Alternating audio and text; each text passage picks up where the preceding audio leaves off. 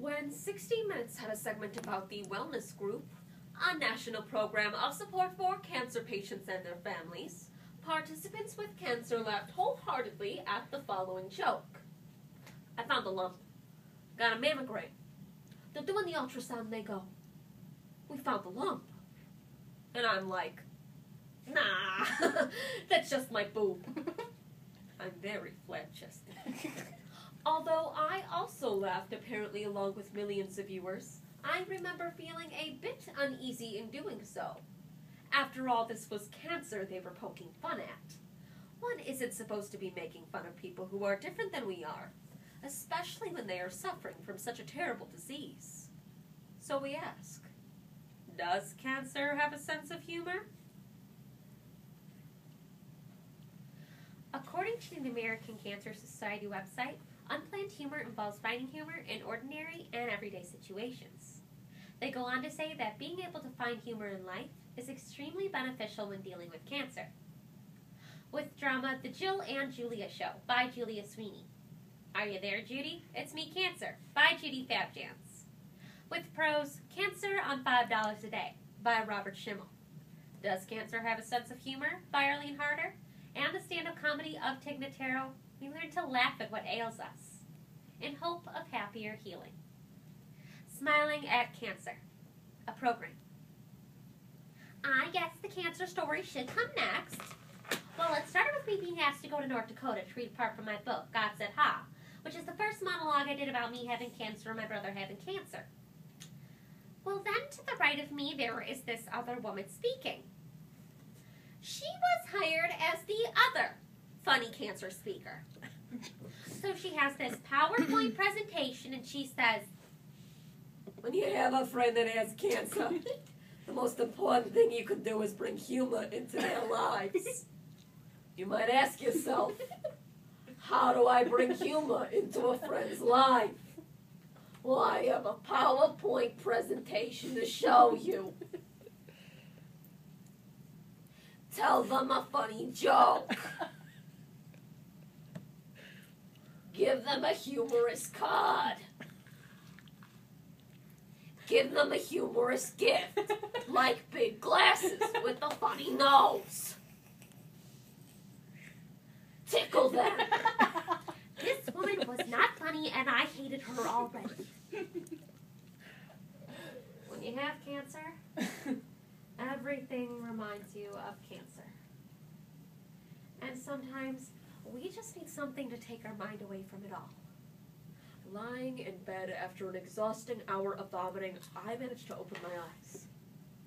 As the room starts spinning and I slam my eyes shut, I have a random and disturbing thought. Am I ever gonna get laid again?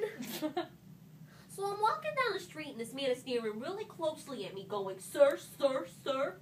And normally, I have a good sense of humor about that type of stuff. But after I just got in the news that I probably have breast cancer and he was like, "Sir, sir, sir," I was like, I just got diagnosed with breast cancer in both breasts. That's how much I'm not a man. Man, oh man, oh man. These are hospital socks.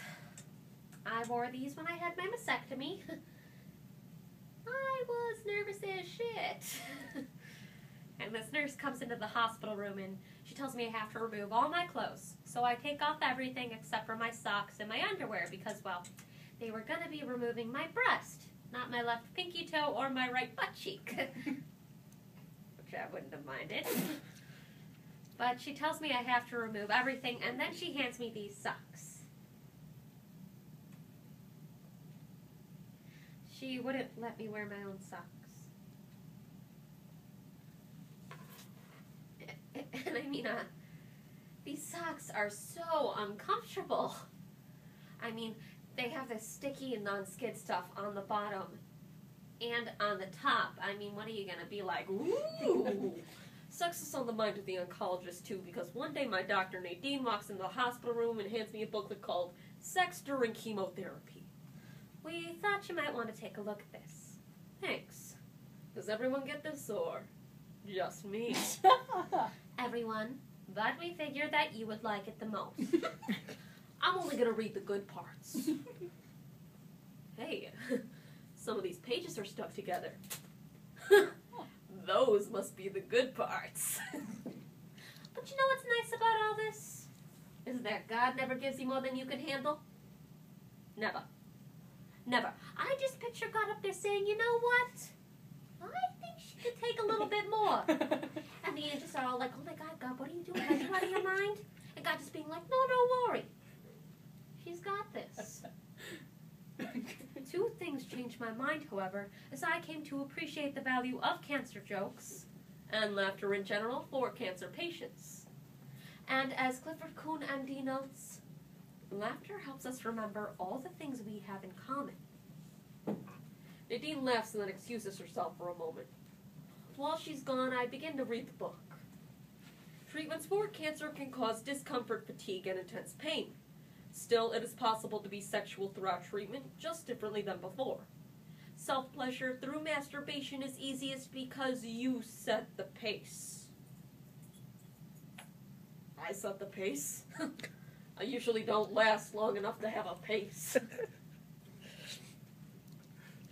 You are listening to this relaxation CD because you have cancer. Cancer feeds off stress. It is extremely important while dealing with cancer that you remain as stress-free as possible. It is time to get rid of all of the extra cancer stresses in your cancer life. Stand up straight with both feet planted firmly on the ground. Take a deep cancer breath. Inhale and exhale. Cancer, cancer, cancer. Imagine where your cancer is. Your cancer is in your condo, which is about to be foreclosed upon because you have not made a payment in 6 months. Your cancer is in your conversation with your partner of 10 years because you are ending your relationship. Your cancer is standing in line at the grocery store getting irritated at the old lady who's standing in front of you who is trying to use expired coupons. I mean, seriously? Come on, lady.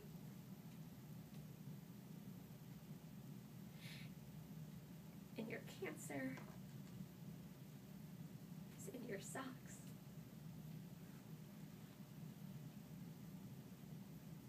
And the worst thing about those socks is stitching that rubs across each toe. The nurse said that I would be asleep in a few moments and I wouldn't even feel a thing. But I said that in just a few moments my life was going to change forever, and the last thing I want to think about are those socks.